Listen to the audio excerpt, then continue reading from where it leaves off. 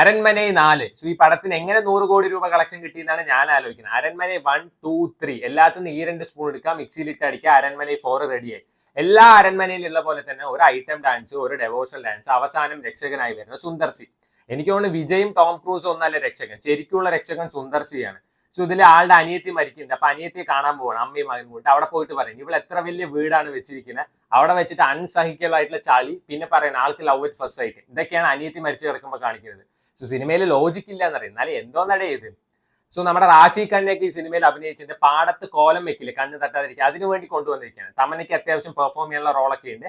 So Vijay സേതുപതിയുടെ 50ാമത്തെ പടം ശരിക്കും ഇതാവേണ്ടതാണ്. എന്തോ ഭാഗ്യത്തിന് ആള് രക്ഷപ്പെട്ടു എന്ന് തന്നെ പറയാം. 10 കൊല്ലത്തിന് ശേഷം നമ്മുടെ സുന്ദർസി അരമനെ ഇറക്കും. അതിലും ഇതേപോലെ ഐറ്റം ഡാൻസ്, ഡെവോഷണൽ ഡാൻസ്, രക്ഷകനായി വരുന്ന സുന്ദർസി, ഇത് തന്നെയാണ് സാധനം. സോ നമ്മുടെ ഖുശ്ബു പറയുണ്ടായിരുന്നു അനിമൽ സിനിമ കാണരുതെന്ന് മകള് പറഞ്ഞു ഉത്തരം, കാരണം ഭയങ്കര ടോക്സിക് ആണ് പടം. ആ പടത്തിൽ എന്തെങ്കിലും പുതുമയൊക്കെ ഉണ്ട്, ഇതിൽ എന്താ ഉള്ളത്? ആദ്യം മകളുടെ അടുത്ത് അരമനെ 4 പാർട്ട് കാണിച്ചു കൊടുക്കുക, എന്നിട്ട് ഭർത്താവിന്റെ അടുത്ത് പറയും ഇങ്ങനത്തെ പടം ഇറക്കി നാട്ടുകാരെ. ഇപ്പോൾ തമിഴയുടെ OTT റിലീസ് ചെയ്ത ഏറ്റവും പുതിയ പടമാണ് PT സർ. ആമസോൺ പ്രൈമിലാണ് പടം സ്ട്രീം ചെയ്യുന്നത്. സോ ഇതിൽ നമ്മുടെ നായകൻ സ്കൂളിൽ PT സാറാണ്. അപ്പൊ ആ സ്കൂളിൽ നടക്കുന്ന ചില ഇഷ്യൂസും അത് സോൾവ് ചെയ്യാൻ നടക്കുന്ന നമ്മുടെ നായകന്റെ കഥയാണ് പറഞ്ഞു പോകുന്നത്. സോ എനിക്ക് അത്ര വലിയ ഗംഭീരമായിട്ടുള്ള ഒരു പടമായിട്ടൊന്നും തോന്നിയില്ല, ഒരു ഓക്കെ ഫിലിം ആയിട്ട് തോന്നി. കാരണം ഇതേ സ്റ്റോറി തന്നെ നമ്മുടെ ഭൈരവയിലും അതുപോലെ വേറെ കുറെ സിനിമയിലും ഞാൻ കണ്ടിട്ടുണ്ട്. സോ ആസ് യൂഷ്വൽ എല്ലാ ഹിപ്പ് ഹോപ്പ് തമിഴ മൂവി പോലെ തന്നെ സോഷ്യൽ മെസ്സേജ് കൊടുക്കാൻ നോക്കുന്നുണ്ട് ഈ സിനിമ. പക്ഷെ ടുവേർഡ്സ് ക്ലൈമാക്സ് ഒരു ട്വിസ്റ്റ് ഉണ്ട്, അടിപൊളി ട്വിസ്റ്റ് തന്നെയായിരുന്നു.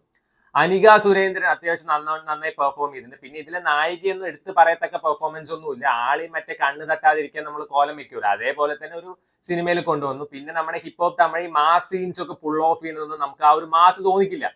അങ്ങനെ 1-2 പ്രശ്നവും ചില ലോജിക്കൽ ഡിഫറൻസസ് ഒക്കെ നമുക്ക് തോന്നും. പക്ഷെ അത്യാവശ്യം കണ്ടിരിക്കാൻ പറ്റിയ ഒരു as usual hip hop Tamil movie തന്നെയാണ്. അതായത് ഇന്റർവെൽ പഞ്ച് കൊള്ളാൻ, ടുവേർഡ്സ് ക്ലൈമാക്സ് നന്നായിട്ടുണ്ട്. സോ എന്തായാലും കണ്ടു നോക്കാം ആമസോൺ പ്രൈം. ഒരു നോടി ആമസോൺ പ്രൈമിൽ റിലീസ് ചെയ്ത ഈ അടുത്ത കാലത്ത് ഇറങ്ങിയ ഏറ്റവും കിടിലൻ ഒരു ക്രൈം ഇൻവെസ്റ്റിഗേഷൻ ത്രില്ലറാണ് ഒരു നോടി.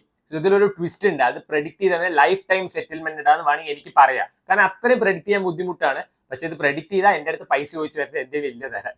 സോ ഈ അടുത്ത കാലത്ത് കണ്ടതിൽ വൺ ഓഫ് ദി ബെസ്റ്റ് എന്ന് വേണമെങ്കിൽ നമുക്ക് പറയാം. ഈ രാക്ഷസനും പോർത്തോളിനും ശേഷം നല്ലൊരു സിനിമയാണ്, മേക്കിംഗ് വൈസും എല്ലാം. പക്ഷെ പുതുമുഖ താരങ്ങളാണ് ഇതിൽ അഭിനയിച്ചിരിക്കുന്നത്. എത്ര പേർക്ക് ഈ പടത്തിനെ പറ്റി അറിയുന്ന എനിക്കറിയില്ല.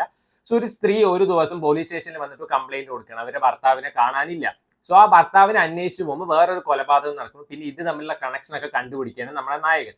ഒരു അടിപൊളി പടം. From the first point till the last നമുക്ക് ആ ട്വിസ്റ്റും പ്രെഡിക്ട് ചെയ്യാൻ പറ്റില്ല, ആരാണ് ഇത് ചെയ്തത് നമുക്ക് പ്രെഡിക്ട് ചെയ്യാൻ പറ്റില്ല.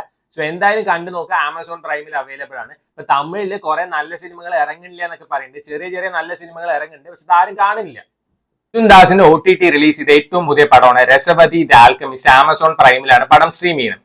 സോ ഇതിൽ നമ്മുടെ നായകൻ ഒരു ഡോക്ടറാണ്, ആൾക്കൊരു ഹോണ്ടഡ് പാസ്റ്റ് ഉണ്ട്. അപ്പൊ ആൾ ഇതൊക്കെ മറന്നിട്ട് ഒരു സ്ഥലത്ത് വന്നിട്ട് സമാധാനമായിട്ട് ജീവിക്കണം, അവിടെ വെച്ച് റിലേഷൻഷിപ്പ് ഉണ്ടാവും. പക്ഷെ കുറച്ച് കഴിയുമ്പോൾ ഈ പാസ്റ്റിലുള്ള കാര്യങ്ങൾ ആളെ വീണ്ടും ബാധിക്കാൻ തുടങ്ങണം. അതാണ് ഈ സിനിമയുടെ കഥ.